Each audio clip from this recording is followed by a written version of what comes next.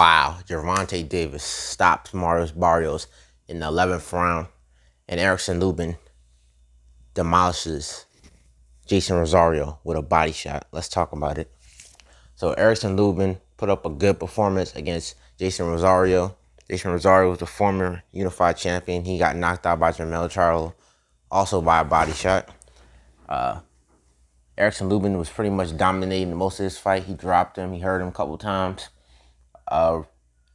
Leading to the knockdowns, it seemed like Rosario was starting to land some hard punches. I think Lubin was starting to feel the power a little bit. Lubin has always had a suspect chin to most people because he got knocked out in the first round by Jermell Charlo, and he also gets hurt in his fights. But he did not get hurt in his fight. He dramatically knocked out. He dramatically stopped him. I'm telling you, man, Jason Rosario cannot take body shots. His body's like Keith Thurman, man. It's like Mr. Glass, a belly of jelly, man. He cannot take body shots. Now on to Tank and Barrios. So Gervonta Davis, he dropped Barrios 3 times. He dropped him each time with a singular shot. I think it was from 2 hooks from the 2 knockdown for the first 2 knockdowns. He dropped him with a body shot, and then the ref proceeded to stop it because Tank was just starting to ragdoll Barrios. It is amazing that Barrios at 5'11", you would have thought he would have had his punches would have had some effect on Tank, but Tank's face looked relatively clear. It had some bruising, his nose was bleeding a little bit, but Barrios' face, on the other hand, was more beat up. You can clearly tell his nose was bleeding, his cheek was swollen, and he had a cut on his cheek too.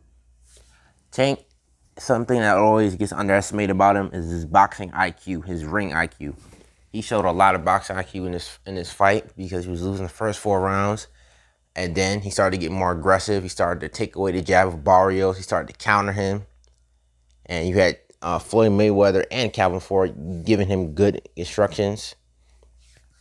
I don't think nobody at 130 to 140 can beat Tank, with the exception of probably Regis Prograis, Josh Taylor, and Teofimo Lopez. I think that, what is his name? Tank is going to ragdoll Ryan Garcia. Ryan Garcia is the king of cap and anxiety. Ryan Garcia has no defense at all. I think Ryan Garcia does not want to smoke after seeing his performance because he's 5'10", and he's a little bit shorter than Barrios. He's not physically as imposing.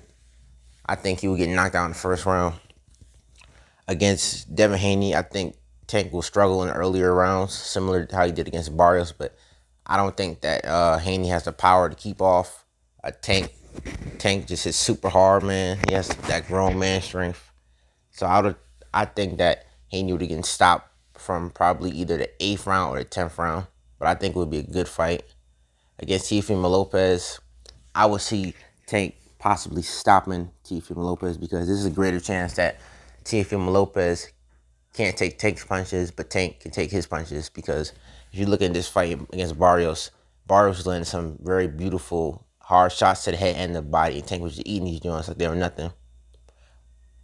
I definitely want to see Tank against Regis Prograis or Josh Taylor or Teofimo Lopez or even Lomachenko. Those are all great fights, but to wrap this up, this is your boy, Not Seeing the Dream, rocking these haters and naysayers to sleep. I'll hot shot with another one. Peace.